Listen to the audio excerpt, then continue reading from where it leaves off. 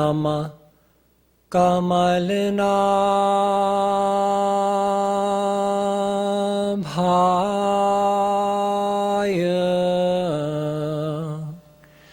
Namah Kamalmaline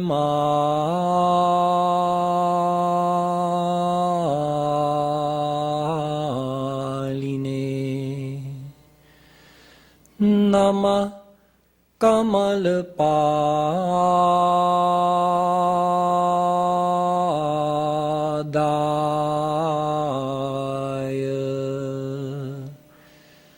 Namaste Kamale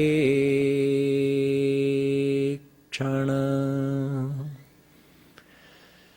Yo Brahmanam Vidadhati Purvam Yo Vai Vedanscha Prahinoti Tasmai Tagvangha Devamatma Buddhi Prakasham Mumukchurvai Sharanamaham Prapadye.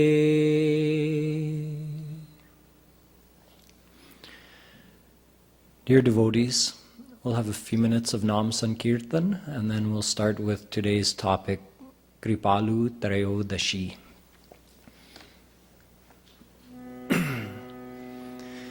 Bhajo Giridhar Govinda Gopala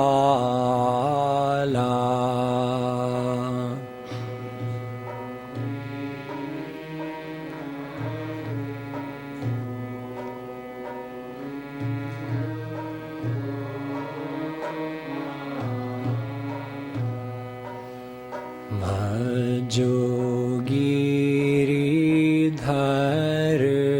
Govinda Gopala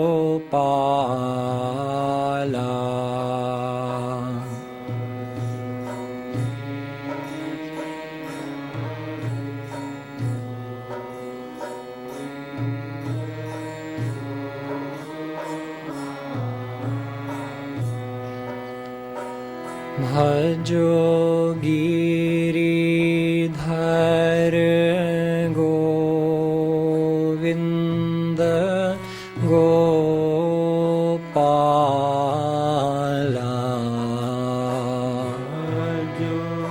Giridhar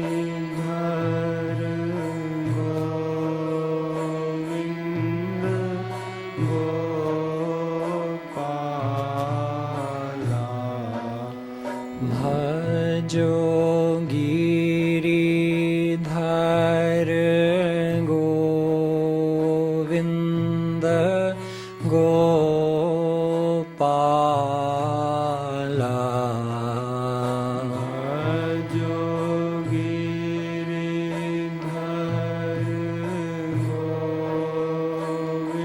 Govinda Gopala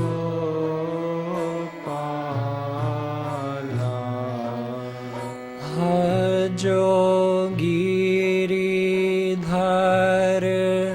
Govinda Gopala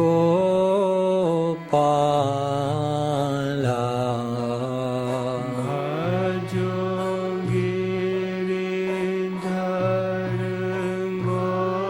Giridhar Govinda Gopala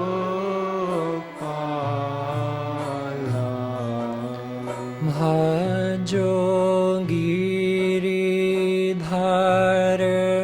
Govinda Gopala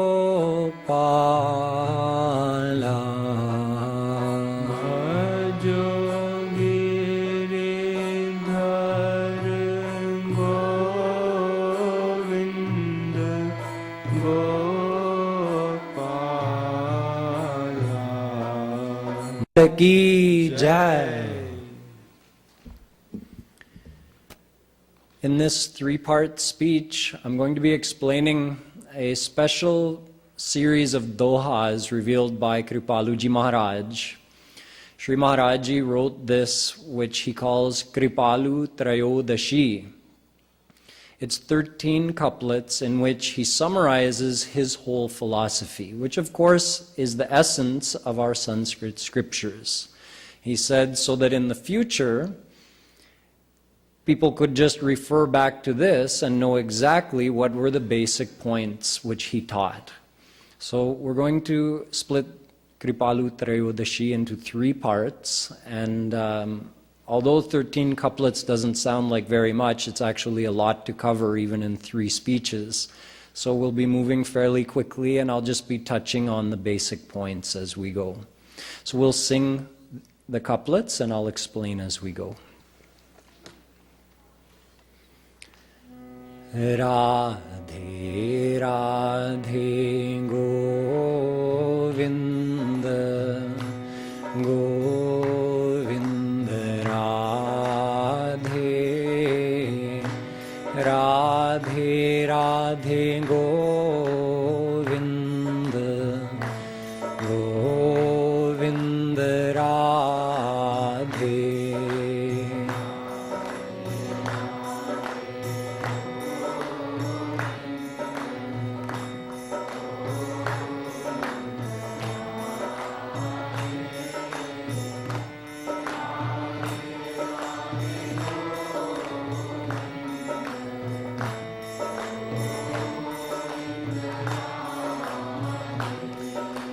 Brahma Jeev Maya Tattva Govinda Radhe Tino hai anadi Tino hai anadi Anant bata de.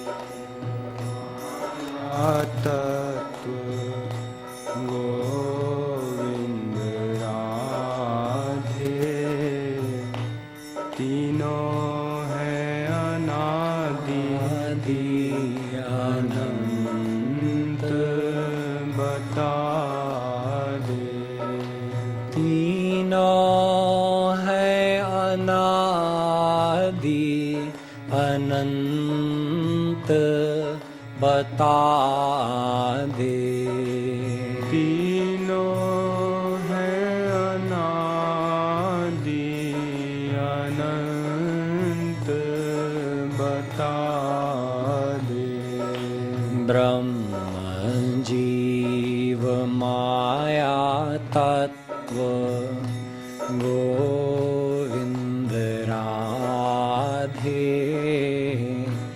तीनों है अनादि अनंत बता दे ब्रह्म जीव माया तत्व गोविंद राधे तीनों है अनादि अनंत बता दे. Shri Kripaluji Maharaj begins every pravachan with this point, that there are 3 eternal existences called tattva. A tattva means an essential existence beyond which you can't break it down anymore. So those 3 are Brahma, Jeev, Maya, God, the souls, and Maya. Ajamekam lohita shukla krishnam bahvi praja srijamanam sarupa ajo hyeko jushamano nushete jahatyenam bhukta bhogamajonyah. Shvetashvatropanishad says the very same thing, using the words aj, and aja. Aj means unborn, So here Maharaji used the word anadi, no beginning. So God had no beginning, the souls had no beginning, and Maya had no beginning. And Sri Maharaji says they are anant, which means no end. They will never cease to exist. Gita says, na sato vidyate bhavo, na bhavo vidyate satah. If something exists, it can never cease to exist. And if something doesn't exist, it can never come into being. So even God didn't make souls out of nothing, and He didn't make Maya out of nothing. In fact, He never created a single soul, and He never created Maya. Whatever souls exist today have existed forever, anadi. And they will continue to exist forever, anant. God never makes new souls, and no soul can ever be destroyed. And Maya is also eternal. So God never made Maya. These three tattva, among the three, none created any of the others. So God didn't create the souls or Maya, the souls didn't create Maya or God, and Maya didn't create the souls or God, because all three have been here forever. God is supreme and one. Souls are unlimited in number and infinitesimal in size, spot existent. And Maya is God's power as well and exists since eternity. Maya is the source of this whole universe.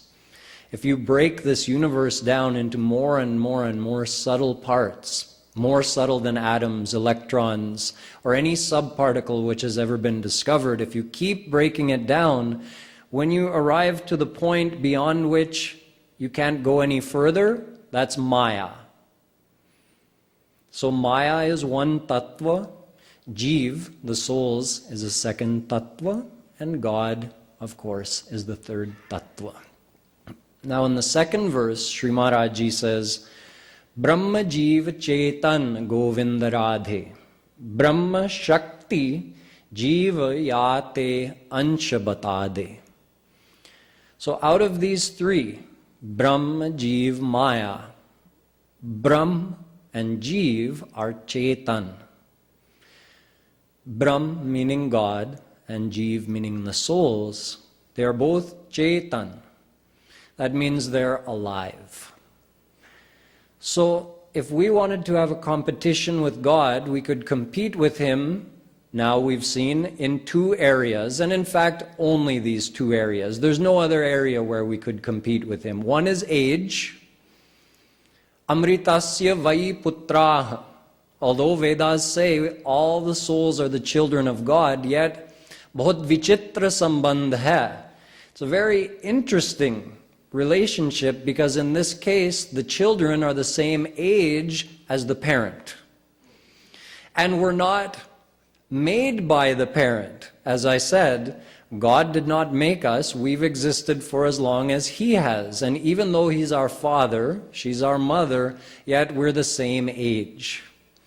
So in terms of age, we could compete with God. He is not older than we are. We're the same. And in terms of this fact that He is Chetan, meaning He's a live, sentient being, and so are we. We are also Chetan. The second half of this line says that Jeev is Brahma Shakti. We are a power of God. Yate Ansha Batade. Because of this, we are said to be Ansh of God. Now, if you translate this word ansh into English, it means a part of, or a piece of, or a fraction of. So, hearing this word ansh might sound confusing. Ved says, Chinmatram Shri Hareransham Sukshmam Aksharam Avyayam Krishnadhinamiti Prahur Jeevam Jnana Gunashrayam. Souls are ansh of God. Gita says the same thing. Mamaivansho jivaloke jiva bhuta sanatana. Krishna says all the souls are eternally my ansh. Ansho nana vyapadeshat. Brahma Sutra. The Vedanta says souls are uncountable in number. And they are all ansh of God. Ishvara ansha jiva avinashi chetan amal sahaj sukharasi. Ramayana also says that souls are eternally ansh of God. So the first question comes, can God be broken into pieces?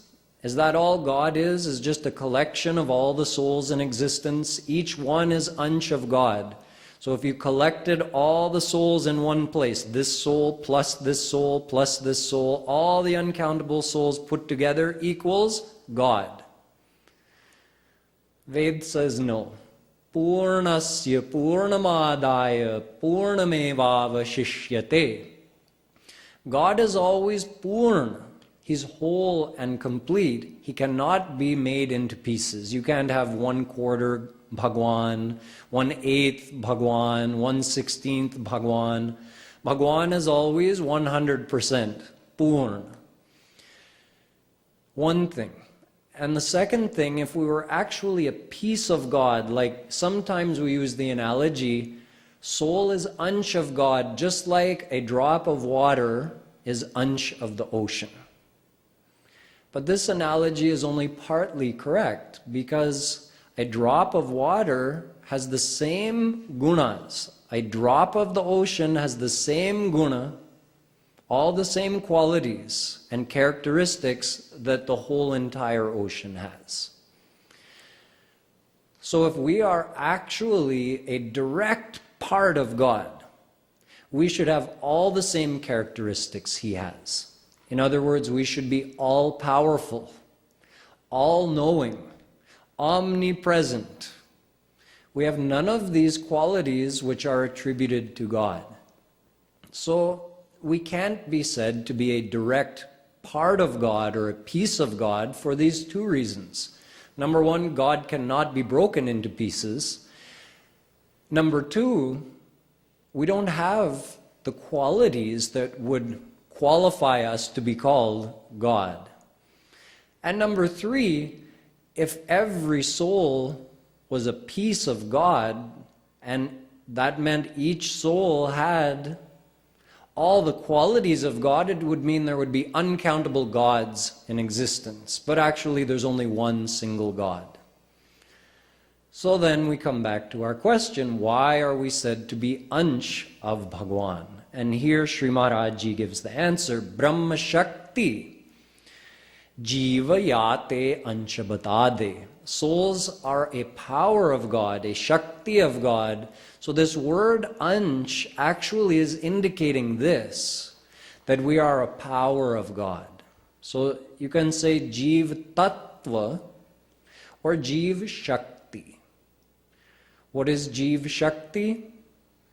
Take all the uncountable souls in existence, add them together, that is Jeev Shakti. Like every soul is a grain of rice. Make all those grains of rice into a huge pile, that is Jeev Shakti. And each one of us is one of those grains of rice. Each one of us is one soul out of uncountable souls which make up God's Jeev Shakti. That is why we are called His ansh. It's more correct or more complete to say Jiva Shakti Vishishtasyaiva Tava Jivonshah Natu Shuddhasya. Jeev Goswami says in his Shat Sandarbh that souls are an affiliated power of God. That is why they are called His ansh.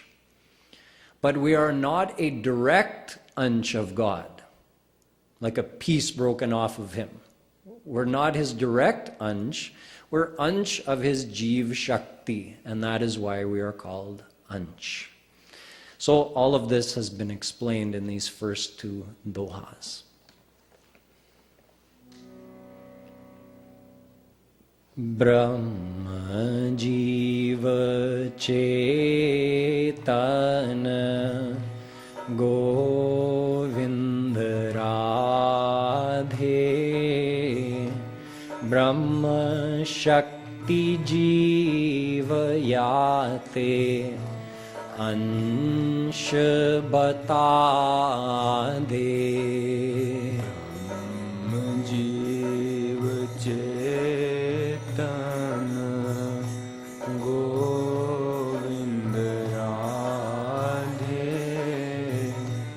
Brahma Shakti Jeeva Yate Ansh Bata De Brahma Shakti Jeeva Yate Ansh Bata De Brahma Shakti Jeeva Yate Ansh Bata De Brahma Shakti Maya Jada Govinda Radhe Jeeva Maya Shasak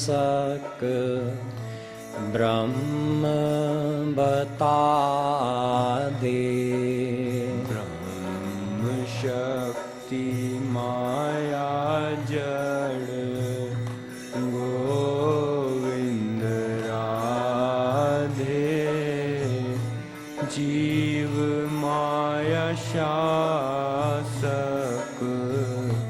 Brahma Bata De.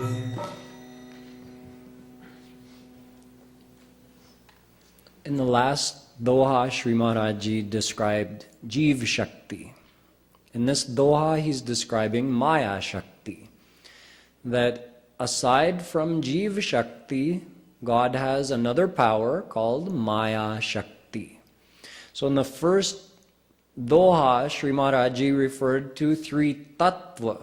Now he's describing three Shakti, three powers. It's the same thing, just different terminology. So he started by saying Brahma, Jeev, Maya, Tattva. Then he described Jeev Shakti. Now he's going to describe Maya Shakti. And in the next doha, he describes Swarup Shakti or Para Shakti, God's personal power. So Maya Shakti is different from Jeev Shakti in this way that Maya Shakti is jada. It is non-living. This Mayic energy we see around us does not have a mind or life. It's an inert, lifeless, mindless energy. Just a physical energy, the energy of the world. The only things that are actually alive in this world are those beings with a soul. Those organisms with a soul are alive, grow, reproduce, die, then those souls get reborn in another life form, or the same life form but with a different body. But Maya itself is just an energy. It is called Jada. This is why in the Gita, when Krishna refers to these two powers, Jeev Shakti and Maya Shakti, he says this, Bhumirapo nalo vayu kham mano buddhirevacha ahankar iti yamme bhinna prakritirashtadha Jeeva bhuta mahabaho apareyamitastvanyam param prakriti. Shri Krishna says, I have one para shakti and I have an apara shakti. He's not talking about his personal power here. He's being silent about that. He refers to Jeev Shakti as his Para Shakti. It means higher, better. And Maya Shakti as his Apara Shakti. It means lower. So he's referring to this fact that souls are alive. They are Chetan, and Maya is just a lifeless power. So souls are called his Para Shakti in comparison to Maya, which is his Apara Shakti. Maya, being a power of God, is a real thing. It is not an illusion. Our Vedas say, Mayam tu prakritim vidyan mayinan tu maheshvaram. God is the owner of Maya Shakti. Through Maya, God creates this whole universe. Shaktitvan nanritam vedyam, Shandilya Maharshi says, this Maya is a power of God, so it is real. It's a real tattva, a real existence, not an imagination of anyone's mind. This world really exists. If it was just our imagination, we wouldn't have to eat or sleep or drink or take medicine or do any of it. We wouldn't even have to breathe. If none of these things were real, we wouldn't need them. We could just imagine them. Oh, I'm hungry. I'll just imagine eating something. I'm thirsty. I'll imagine drinking something. When the fact is, even a Jnani Paramahans, a Jivan Mukt Jnani Paramahans, as long as he's living on this earth planet and he has a physical body, he has to breathe air, the same air we breathe, not imaginary. Where is he living? In this Akash, in this space. We're also in the same space, not imaginary. He eats food just like we eat. He walks on the same earth we walk on, not imaginary. So this world is real, and it is produced by Maya Shakti, which is a power of God. The second half of this doha says, Jiva Maya Shasak Brahma Batade. Shasak means the controller, the ruler, the governor. Brahma is the Shasak of both Jeev and Maya.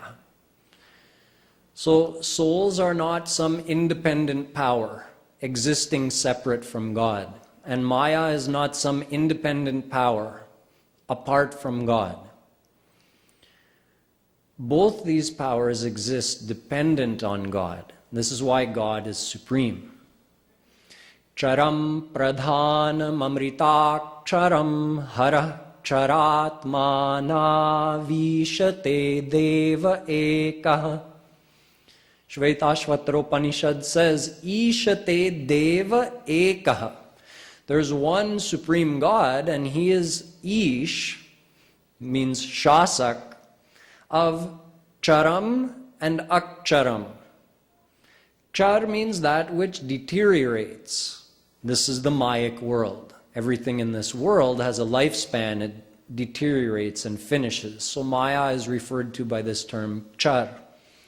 And souls are called Akchar, because a soul can never go through any change at all. Your actual pure divine soul is unchangeable. It can be here under the bondage of Maya or in the divine world with God, that can change, but the soul itself remains the same. So God is the Ish of both Char and Akchar. It means he is the Shasak of both Maya and Brahma. He gives life to the souls. Chetanash chetananam. Ved says, just like our soul gives life to our body, God gives life to our soul. He is the soul of our soul. He's the life of our life. So we could not do anything unless God were giving us that power.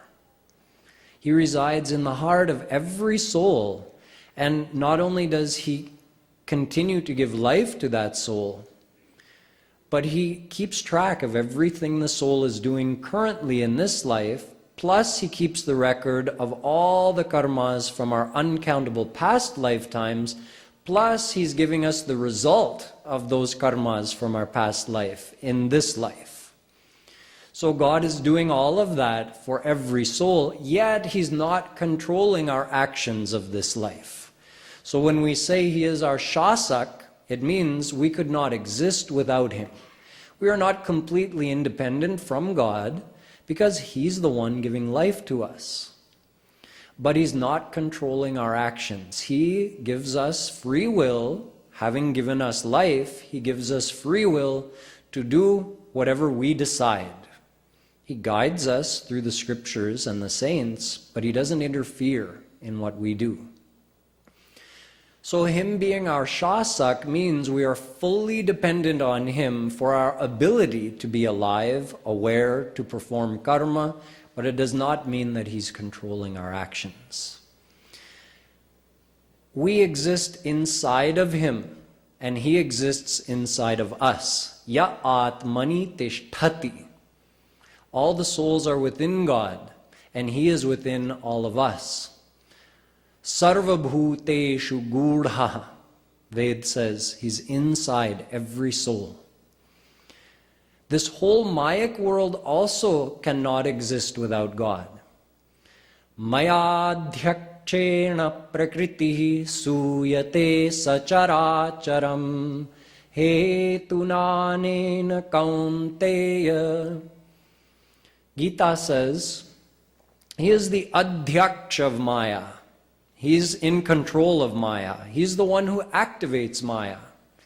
Because how could Maya on its own expand or evolve from a subtle, absolute nothingness, yet existing? That's how Maya is in its dormant phase. It's there, but it's like an absolutely dormant existence. So without a mind, how could Maya just decide to activate itself so that it expands into the form of this physical universe? It's impossible. God activates it. So he's called Mayadhyaksh or Mayadhish. And having activated Maya, he enters into it. So he's omnipresent in every particle of this universe. Sarva Vyapi, Ved says. There's not a single particle or place in this world where God is not. He pervades everything. And Sarva Lokadhi Vasaha. Ved says everything exists within him. So he is upholding the existence of this universe. It could not exist without him. He's upholding the existence of the souls. So nothing could exist without God. And this is why at places in our scriptures it is said, Sarvam Khalvidam Brahma, Ved. There is nothing that exists except God.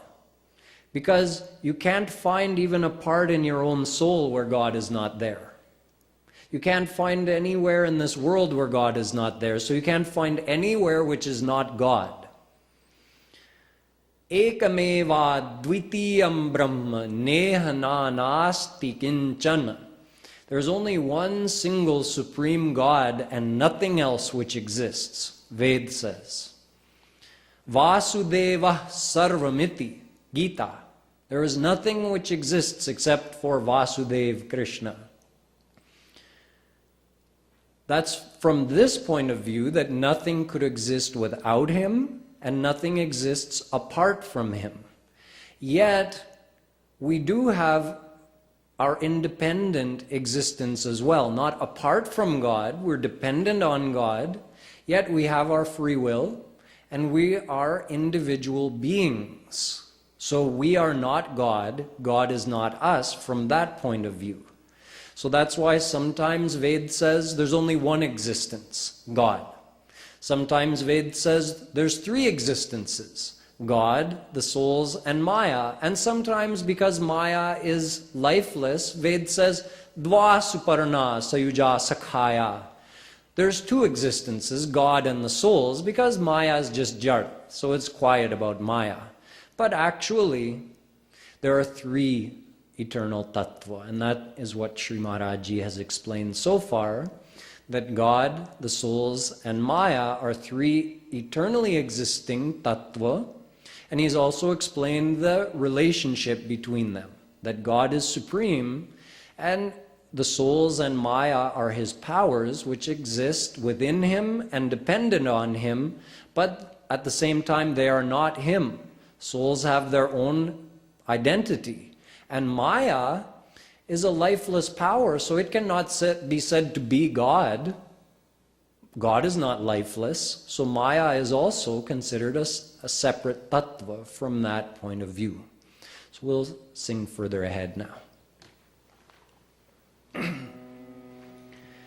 Brahma Shakti Maya Jada Govind Radhe Jeev Maya Shasak Brahma Bata De Brahma Shakti Maya Jada Govind Radhe Jeev Maya Shasak Brahma Bata De Jeev Maya Shasak Brahma Bata De Jeev Maya Shasak Brahma Bata De Sarva Shakti Swamini Govind Radhe Ek Shakti Para Antaranga Bata De Sarva Shakti Swamini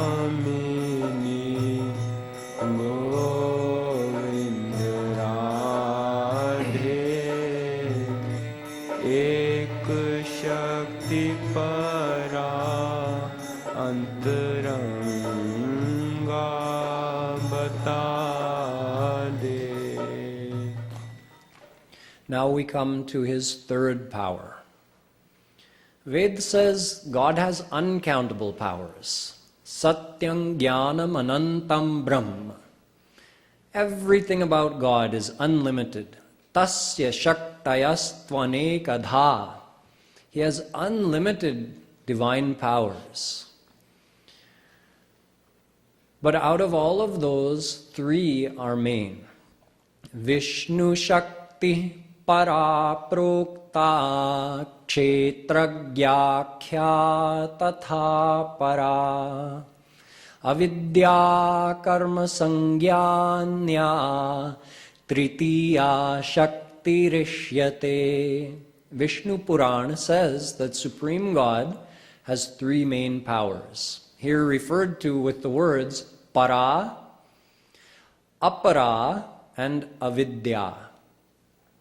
Here, Para Shakti is not referring to souls. See, the terminology of our scriptures has to be taken in the context.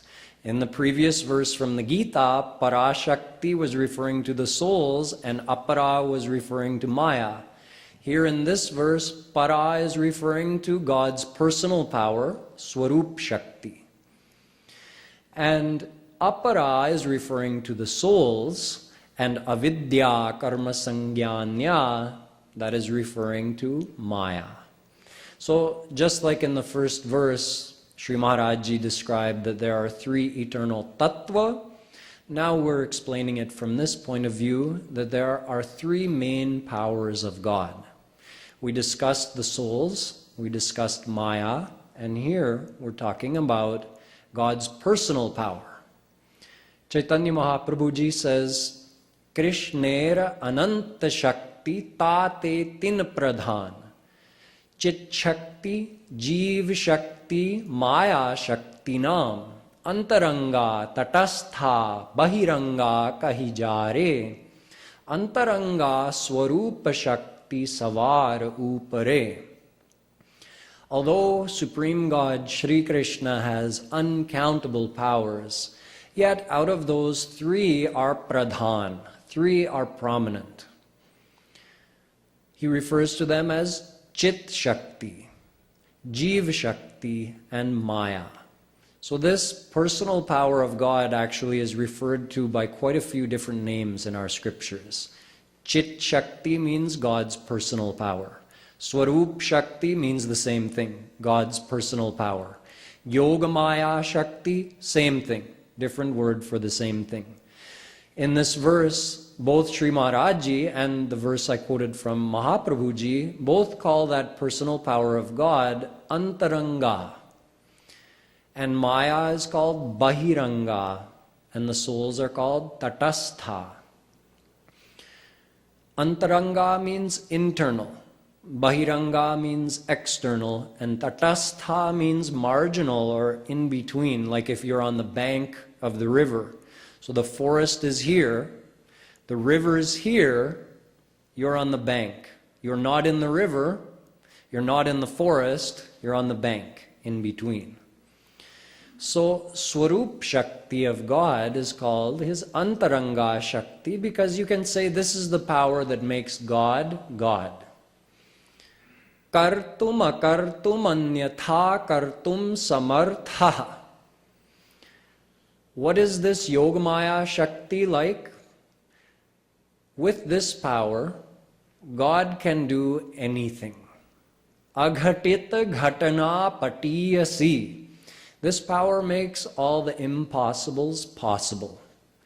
Whatever you can imagine, God can do it. Whatever you can't imagine, God can do that. Whatever you believe to be impossible, God can do that. God does all of his work through this Antaranga Shakti. How is God omnipresent in the universe? Through his personal power, Antaranga Shakti. How is he simultaneously omnipresent in all of his forms as Krishna, Radha, Ram, Sita, Vishnu, Lakshmi, Shiva, Durga, formless? In all of his forms, he's simultaneously omnipresent through his Yogamaya Shakti, also called Swarup Shakti, also called Para Shakti, also called Chit Shakti. These all refer to his personal power. How could he still be omnipresent in the universe, yet descend not only on this earth planet, but on uncountable earth planets simultaneously? Through his personal power. How can he be doing all of that and still keep track of every thought, every moment of every single soul existing in the whole universe? Through his personal power. How can he do all of that and still remain perfectly blissful all the time? Through his personal power. This is his Swarup Shakti. Through this power, God is all-powerful, all-knowing, and all blissful all the time. So this is his personal power. Maya is his external power because Maya is lifeless. Very simple. And because Maya cannot stand in front of God. Vilajyamanaya tasya. Vedavyasji says, Maya cannot come in front of God. If God is there, Maya is gone.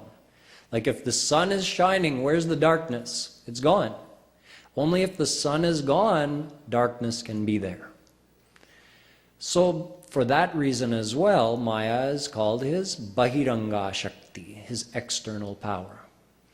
And souls, well, they're not Jada, so they don't belong to Maya. You can't say they're Bahiranga Shakti. But we're not all powerful, all knowing, all blissful, omnipresent like God, so we can't be part of his antaranga Shakti.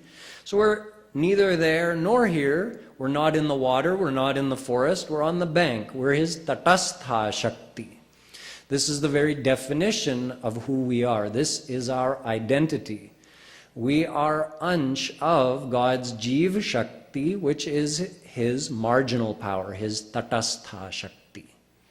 And he also has an external potency, Maya, and his internal potency, Swarup Shakti. So this Swarup Shakti, Sri Maharaji says, Sarva Shakti Swamini. This is the supreme power that lords over all the other powers. Swarup Shakti is the main, most important power of God. Sarva Shakti Swamini Govinda Radhe Ek Shakti Para Antaranga Bata De Sarva Shakti Swamini Govinda Radhe Ek Shakti Para Antaranga Bata Ek Shakti Para Antaranga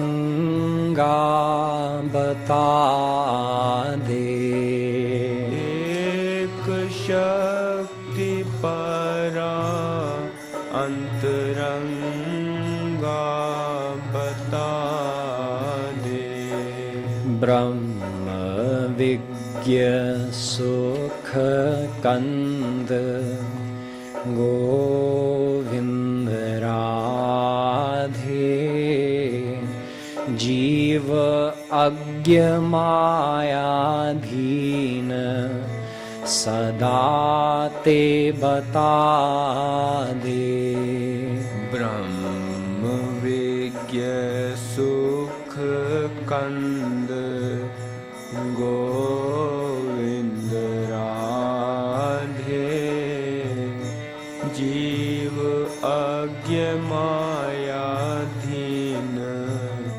Sadate Bata De. This doha describes more about God and the relationship that souls have to God and to Maya. Brahma is Vigya and Sukha Kanda. Vigya means he is all knowledgeable. Satyam Jnana Mayantam Brahma. He is Jnanamay. He is Sarvagya. Sarvagya. Sarvavidyasya Jnanamayantapah. Ved says, he is all-knowing. There is nothing God doesn't know. If a speck of dust moves in this universe, God knows.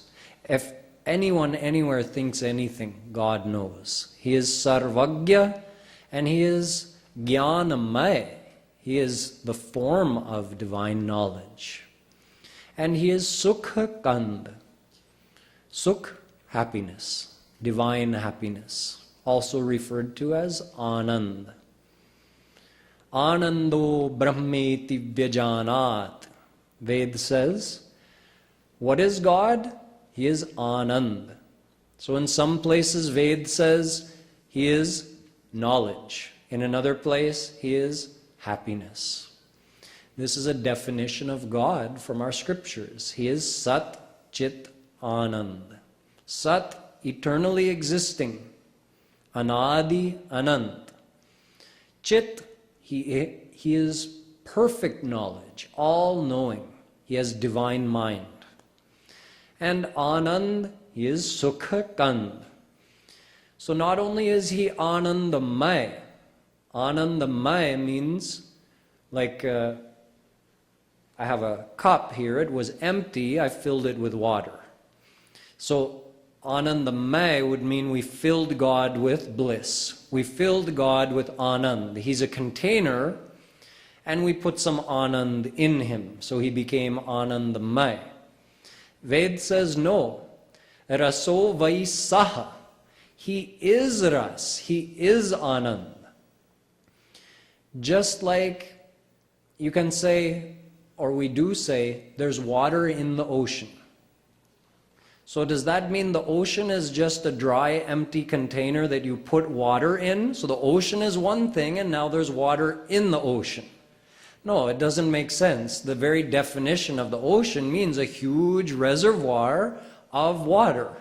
We call that the ocean. So you can't say there's water in the ocean. The ocean itself is water. For the same reason, you can't say there's happiness in God, although we say that for explanation's sake, for communicating something. But there's not Anand in God. He himself is Anand. Kripaluji Maharaj gives an example just like a rasgulla. First you have a gulla, you have a dry ball of milk solids and you soak it in the ras, then it becomes a rasgulla. So God is not like that you have to add the ras to him. He himself is the ras. So he is Sukha Kand. He is the absolute origin of divine happiness. And that happiness is Sat and Chit.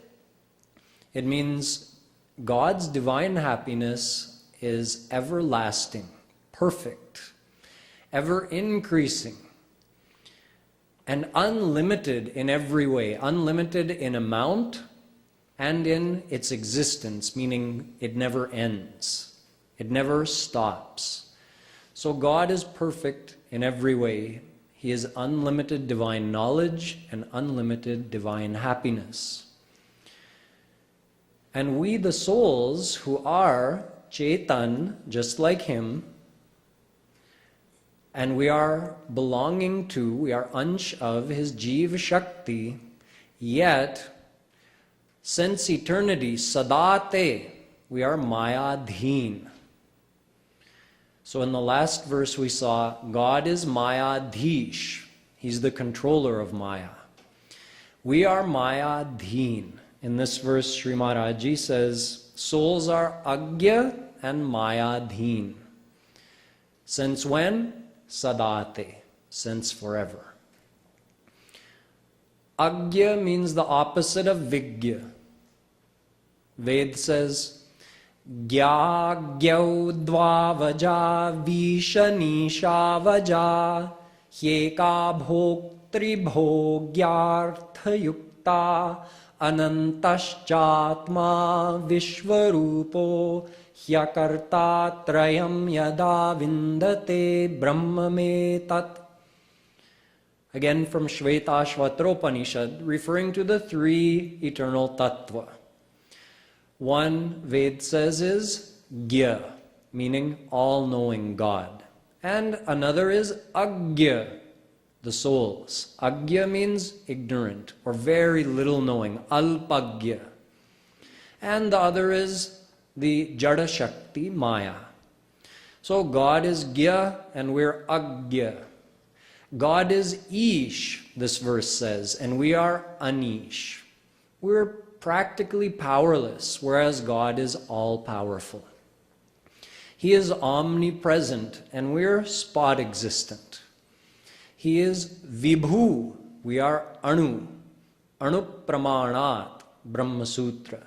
Anu means infinitesimally small, infinitely small, and spot-existent, whereas God is infinitely big and pervades everything. He's omnipresent. But both are Chit. Chit meaning alive. He's Vibhu Chit, we're Anu Chit. So someone might wonder, if we are Chetan Shakti, and compared to Maya, in Gita, we're Parashakti, and Maya is Aparashakti. Then why are we Maya Dhin?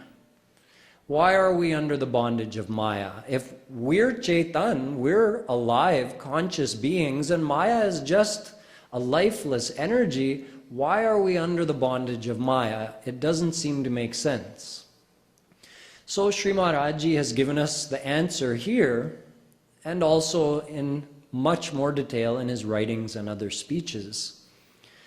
He says that God is like the sun, and Maya is like darkness. So of course, where the sun is, there can't be darkness. Where God is, where Vibhuchit is, there can be no Maya. But where Anuchit is, Maya can have Havi. Maya can have influence over the soul, because the soul is like a candle compared to God, who's like the sun. So light a candle in the night, it's still night. The darkness didn't go away. Light 1,000,000 candles, light 1,000,000,000 candles, set the hill on fire. The night will still remain. So we are just individual candles, individual souls. So as long as we are turned away from God, Maya will have control over us. We will remain Maya-dheen. As soon as a soul surrenders to God, now Maya's gone for that soul. Maya's not an illusion, so it doesn't cease to exist, but the effect of Maya is finished on that soul. Maya can no longer affect that soul once he turns towards God.